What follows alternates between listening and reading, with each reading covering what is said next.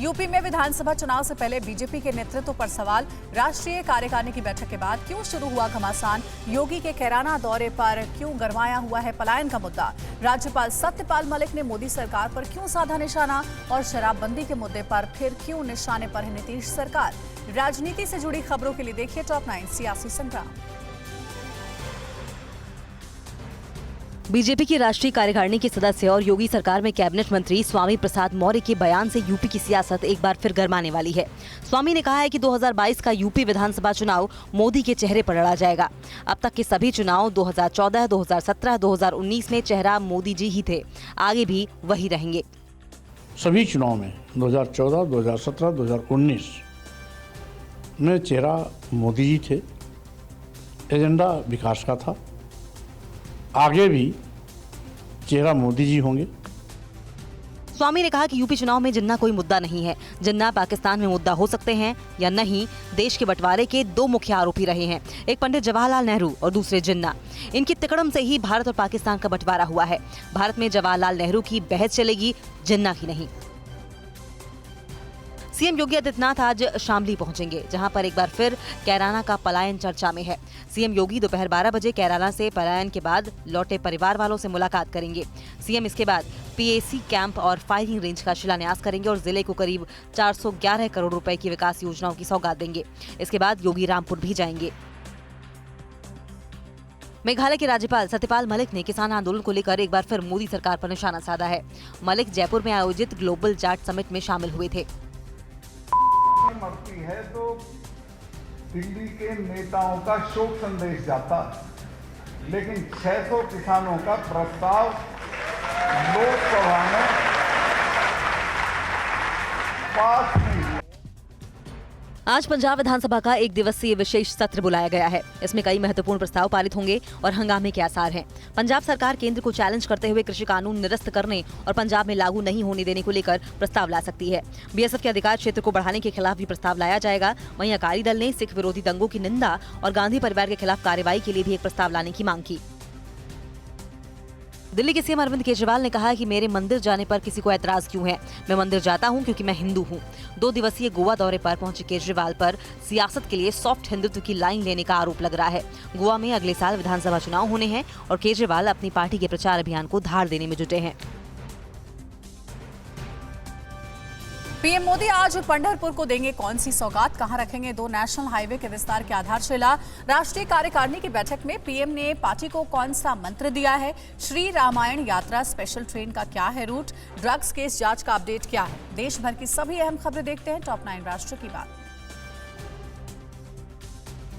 PM Narendra Modi आज श्री संत ज्ञानेश्वर महाराज पालकी मार्ग यानी NH 965 और श्री संत तुकाराम महाराज पालकी मार्ग यानी NH 965G के प्रमुख हिस्सों को 4 लेन बनाने की आधारशिला रखेंगे। पीएम इस कार्यक्रम में वीडियो कॉन्फ्रेंसिंग के जरिए जुड़ेंगे। इन राजमार्गों के विकास से संत तुकाराम और संत ज्ञानेश्वर से जुड़े शहरों की यात्रा आसान हो जाएगी।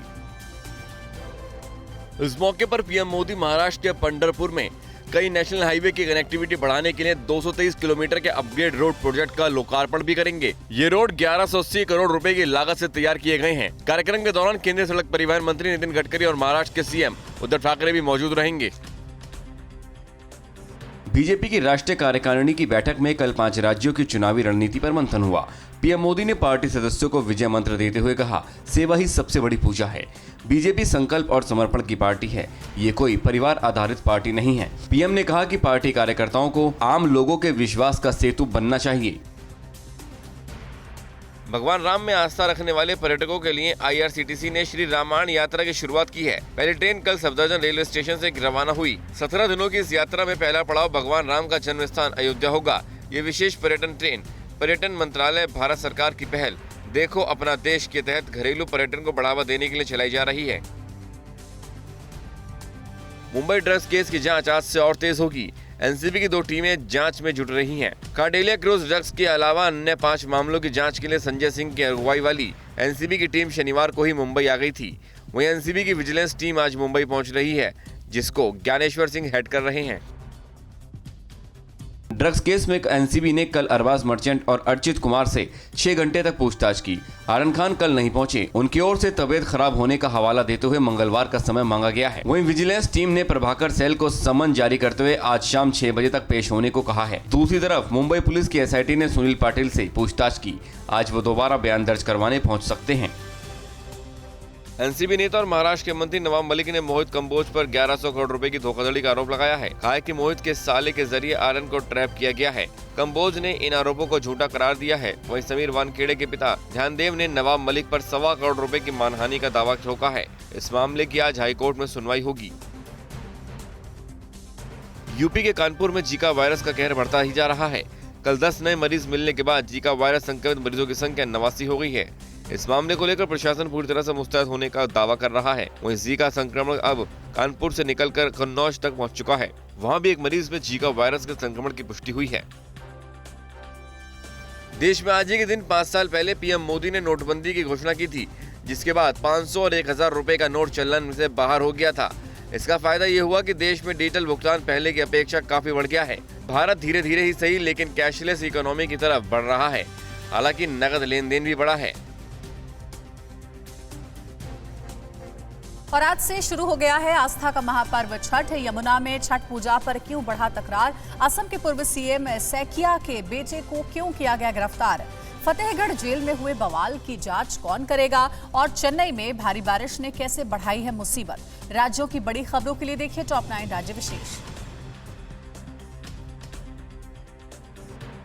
आस्था का महापर्व छठ आज से नहाए खाए के साथ शुरू हो गया है। बिहार, झारखंड और यूपी में इस त्योहार का खास महत्व है। दिल्ली समेत अलग अलग राज्यों में भी अब इस त्योहार को बड़े पैमाने पर मनाया जाता है।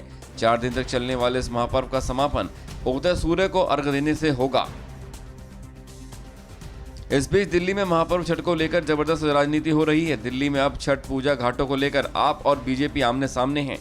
बीजेपी सांसद प्रवेश वर्मा ने आज सुबह 11 बजे यमुना किनारे आईटीओ घाट पर छठ पूजा का ऐलान किया है। प्रवेश वर्मा ने केजरीवाल को चुनौती देते हुए कहा कि अगर दम है तो रोक कर दिखाओ।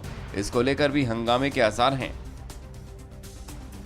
असम के पूर्व मुख्यमंत्री हितेश्वर सैकिया के बेटे अशोक सैकिया को सीबीआई ने कर्ज नहीं चुकाने के मामले में गुवाहाटी से गिरफ्तार किया।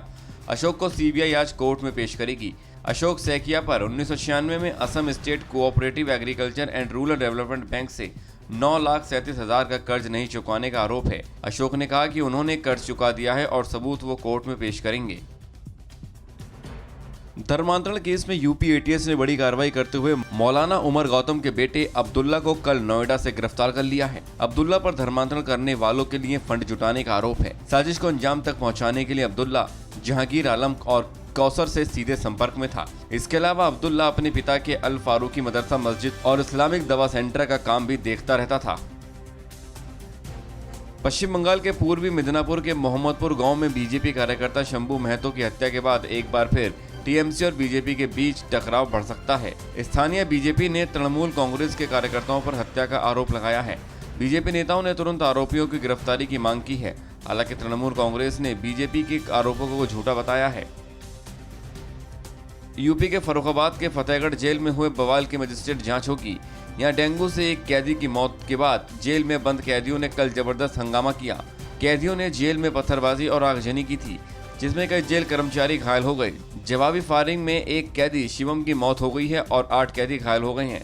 डीएम ने एडीएम को पूरे मामले की जांच का जिम्मा सौंपा है। भारी बारिश के चलते चेन्नई और आसपास के इलाकों में हालात बिगड़ गए हैं। यहाँ 2 दिन से लगातार बारिश हो रही है और कई इलाके जलमग्न हो गए हैं। पूर्वोत्तर मानसून के कारण अगले 3 दिनों तक आंध्र प्रदेश और तमिलनाडु के तटीय क्षेत्रों में भारी बारिश की संभावना है। पीएम मोदी ने सीएम स्टालिन से बात की और राहत उपायों पर चर्चा की। उत्तर प्रदेश के प्रयागराज में एक रेडीमेड कपड़ों के गोदाम में भीषण आग लग गई। मौके पर पहुंची फायर ब्रिगेड की टीम ने आग पर काबू पाया। घनी बस्ती के बीच गोदाम होने से फायर ब्रिगेड की टीम को मौके पर पहुंचने में मशक्कत करनी पड़ी। राहत की बात यह रही कि इस हादसे में कोई हताहत नहीं हुआ। हालांकि आग में लाखों का कपड़ा जलकर खाक हो गया। महाराष्ट्र के ठाणे में एक प्लास्टिक फैक्ट्री में भीषण आग लग गई। मौके पर पहुंची फायर ब्रिगेड की गाड़ियों को आग पर काबू पाने में कई घंटों की मशक्कत करनी पड़ी। आग में प्लास्टिक का सामान बनाने वाली कंपनी पूरी तरह से जलकर राख हो गई। फिलहाल हादसे में किसी के भी हताहत होने की खबर नहीं है। श्रीनगर में आतंकियों ने गोली मारकर जम्मू कश्मीर पुलिस के सिपाही की हत्या कर दी। भारत सरकार ने मछुआरे की मौत मामले का संज्ञान लिया और चीन ने पीपल्स बैंक ऑफ श्रीलंका चीन क्यू से ब्लैकलिस्ट किया गया है। चीन पाकिस्तान की साजिशों से जुड़ी खबरें देखते हैं टॉप 9 दुश्मन चीन पाक। जम्मू कश्मीर में सीमा पार से आतंकी वारदातों को अंजाम देने का सिलसिला थम नहीं रहा है। श्रीनगर के बटमालू इलाके में रविवार को आतंकवादियों ने एक पुलिसकर्मी की हत्या कर दी। गोली लगने के बाद गंभीर हालत में उन्हें अस्पताल ले जाया गया, जहां डॉक्टरों ने उन्हें मृत घोषित कर दिया। आतंकियों की तलाश में सुरक्षा बलों ने सर्च ऑपरेशन चलाया। अरब सागर में गुजरात के तट के पास शनिवार को पाकिस्तान की नापाक हरकत सामने आई। अंतर्राष्ट्रीय जल क्षेत्र में पाकिस्तानी मैरीटाइम सिक्योरिटी एजेंसी की गोलीबारी में शनिवार को एक मछुआरे की मौत हो गई। मारा गया मछुआरा महाराष्ट्र के थाने का रहने वाला था। नाव पर 7 लोग सवार थे, जिनमें से एक मामूली रूप से घायल हुआ है। भारत सरकार ने पाकिस्तान की गोलीबारी में मारे गए भारतीय मछुआरे की मौत का संज्ञान लिया है। भारत ने कहा है कि वो ये मुद्दा पाकिस्तान के सामने उठाएंगे। फिलहाल भारत सरकार पूरे मामले की जांच कर रही है। मारे गए मछुआरे श्रीधर रमेश का शव रविवार को ओखा बंदरगाह पर लाया गया। मारे गए मछुआरे की नाव ओखा से ही 25 अक्टूबर को समुद्र में गई थी।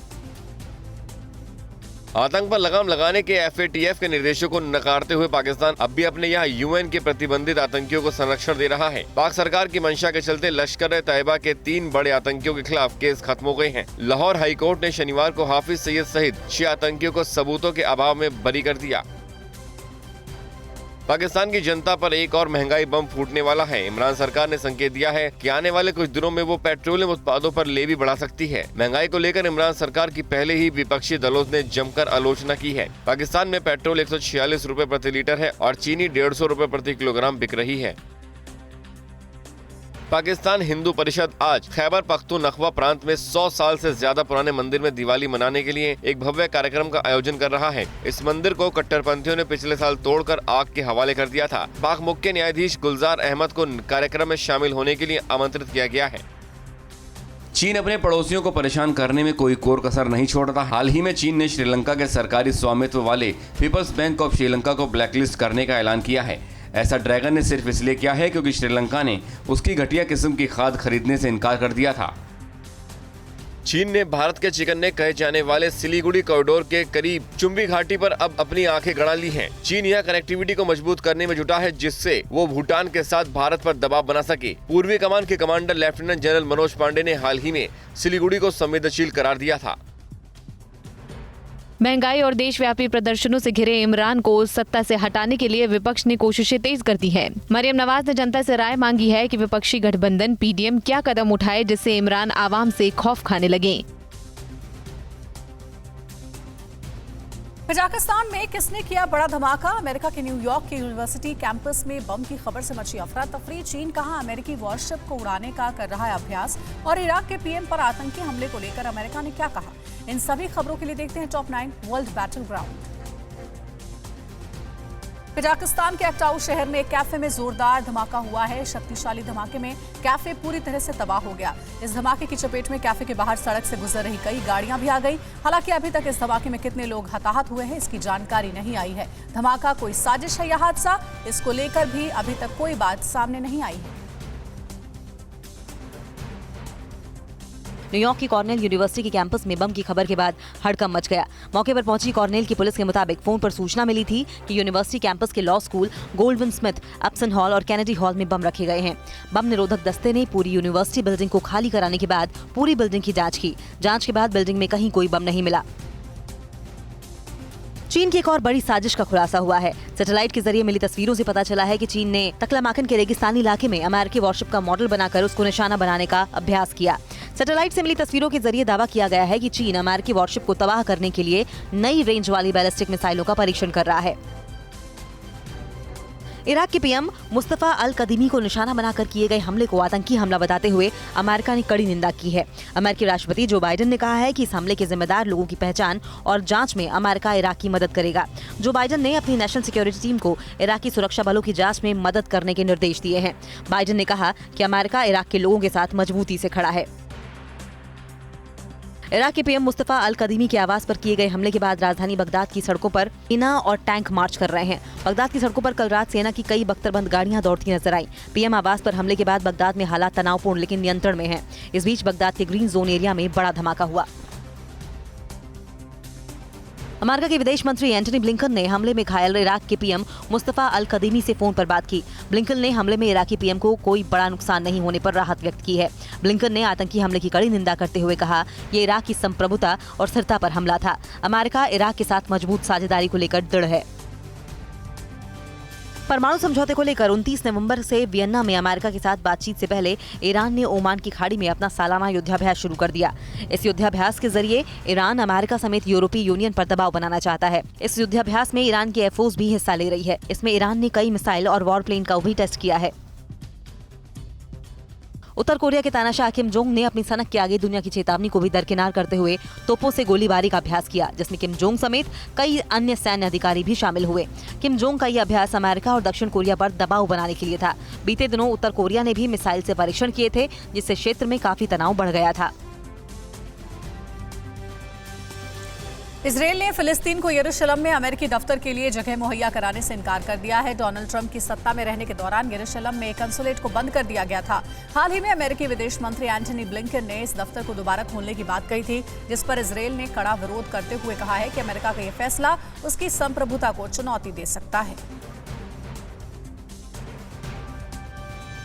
और बात T20 वर्ल्ड कप की। न्यूजीलैंड की जीत के साथ T20 वर्ल्ड कप के सेमीफाइनल में पहुंचने की टीम इंडिया की सारी उम्मीदें खत्म हो गई है। इसके साथ ही T20 वर्ल्ड कप के सेमीफाइनल में 4 टीमों के बीच होने वाले मुकाबले की तस्वीर भी साफ हो गई है। कल अबू धाबी के होटल में अफगानिस्तान न्यूजीलैंड के बीच होने वाले मुकाबले के लिए पिच तैयार करने वाले भारतीय पिच क्यूरेटर मोहन सिंह की संदिग्ध हालात में मौत हो गई। T20 वर्ल्ड कप से जुड़ी खबरें देखते हैं। Top 9 T20 world cup. T20 world cup के दोनों सेमीफाइनल्स किस किस टीम के बीच खेले जाएंगे ये तय हो गया है। पहला सेमीफाइनल 10 नवंबर को ग्रुप 1 की नंबर 1 टीम इंग्लैंड और ग्रुप 2 की नंबर 2 की टीम न्यूजीलैंड के बीच खेला जाएगा, जबकि दूसरा सेमीफाइनल ग्रुप 1 की नंबर 2 टीम ऑस्ट्रेलिया और ग्रुप 2 की नंबर 1 टीम पाकिस्तान के बीच खेला जाएगा। T20 वर्ल्ड कप का फाइनल 14 नवंबर को होगा। न्यूजीलैंड के खिलाफ मुकाबले में अफगानिस्तान की हार के साथ ही टीम इंडिया की T20 वर्ल्ड कप के सेमीफाइनल में पहुंचने की सारी उम्मीद खत्म हो गई है। कल खेले गए मुकाबले में न्यूजीलैंड ने अफगानिस्तान को 8 विकेट से हरा दिया। अफगानिस्तान ने न्यूजीलैंड को 125 रनों का लक्ष्य दिया था, जिसे न्यूजीलैंड ने 2 विकेट गंवाकर हासिल कर लिया। 3 विकेट लेने वाले Trent Boult man of the match चुने गए। कल अफगानिस्तान और न्यूजीलैंड के बीच खेले गए मुकाबले के लिए अबू धाबी की पिच तैयार करने वाले भारतीय पिच क्यूरेटर मोहन सिंह की संदिग्ध हालत में मौत हो गई। मोहन सिंह का शव संदिग्ध हालत में अबू धाबी के होटल में पाया गया है। हालांकि बताया जा रहा है कि मोहन सिंह कुछ समय से डिप्रेशन में चल रहे थे, लेकिन स्थानीय प्रशासन ने पूरे मामले की जाँच शुरू कर दी है। ICC ने मोहन की मौत पर शोक जताया है। T20 वर्ल्ड कप के सेमीफाइनल की रेस से बाहर हुई टीम इंडिया आज आखिरी मुकाबले में नामीबिया के साथ भिड़ेगी। दोनों टीमों के लिए ये मैच औपचारिक ही होगा, क्योंकि इस मुकाबले के नतीजे से टूर्नामेंट के समीकरण पर कोई फर्क नहीं पड़ेगा। टीम इंडिया अभी तक खेले 4 मैचों में से 2 मैच जीती है, जबकि 2 में उसे हार का सामना करना पड़ा है, जबकि नामीबिया की टीम 4 में से 1 मैच ही जीती है। T20 वर्ल्ड कप में आज नामीबिया के खिलाफ विराट कोहली बतौर T20 टीम के कप्तान अपना आखिरी मैच खेलेंगे। विराट ने T20 वर्ल्ड कप से पहले ही ऐलान कर दिया था कि वो वर्ल्ड कप के बाद T20 क्रिकेट में कप्तानी छोड़ देंगे। इसके साथ रवि शास्त्री का भी बतौर टीम इंडिया के कोच आज आखिरी मैच होगा। 2017 में शास्त्री को टीम इंडिया का फुल टाइम कोच नियुक्त किया गया था। विराट कोहली बतौर कप्तान एक भी ICC टूर्नामेंट का खिताब अपने नाम नहीं कर पाई। इस बार कोहली को पहली बार T20 वर्ल्ड कप में कप्तानी का मौका मिला था, लेकिन खिताब जीतने का सपना पूरा नहीं हुआ। 2017 में टीम इंडिया को चैंपियंस ट्रॉफी के फाइनल में पाकिस्तान से मात मिली थी। 2019 के वर्ल्ड कप के सेमीफाइनल में न्यूजीलैंड से हार का सामना करना पड़ा। 2021 वर्ल्ड कप चैंपियनशिप में न्यूजीलैंड से हारे। टीम इंडिया के पूर्व स्पिनर हरभजन सिंह ने अपनी ऑल टाइम T20 टीम बनाई है। इसमें हरभजन सिंह ने विराट कोहली को जगह नहीं देकर सबको हैरान कर दिया है। हरभजन ने अपनी ऑल टाइम T20 टीम का कप्तान महेंद्र सिंह धोनी को बनाया है। धोनी के अलावा हरभजन ने रोहित शर्मा और जसप्रीत बुमराह को टीम में शामिल किया है। हरभजन ने इस टीम में वेस्टइंडीज के क्रिस गेल और ड्वेन ब्रावो को भी रखा है। T20 वर्ल्ड कप में कल खेले गए मुकाबले में पाकिस्तान ने स्कॉटलैंड को 72 रनों से हरा दिया। पाकिस्तान ने स्कॉटलैंड को जीत के लिए 190 रनों का लक्ष्य दिया था, लेकिन स्कॉटलैंड की टीम 6 विकेटों पर 117 रन ही बना पाई। पाकिस्तान 5 मैचों में जीत दर्ज करने वाली पहली टीम है। 5 मैच जीतकर पाकिस्तान ग्रुप 2 में पहले पायदान पर रही। स्कॉटलैंड एक भी मैच नहीं जीत पाई है। स्कॉटलैंड के खिलाफ पाकिस्तान की धमाकेदार जीत में शोएब मलिक और कप्तान बाबर आजम की शानदार बल्लेबाजी का अहम रोल रहा। शोएब मलिक ने सिर्फ 18 गेंदों में नाबाद 54 रन बनाए। जिसमें 1 चौका और 6 छक्के शामिल रहे। मलिक को मैन ऑफ द मैच चुना गया, जबकि बाबर आजम ने 47 गेंदों में 66 रनों की पारी खेली, जिसमें 5 चौके और 3 छक्के शामिल थे। अड़ी सोमवार से शुक्रवार शाम 6 बजे सिर्फ TV9 भारतवर्ष पर।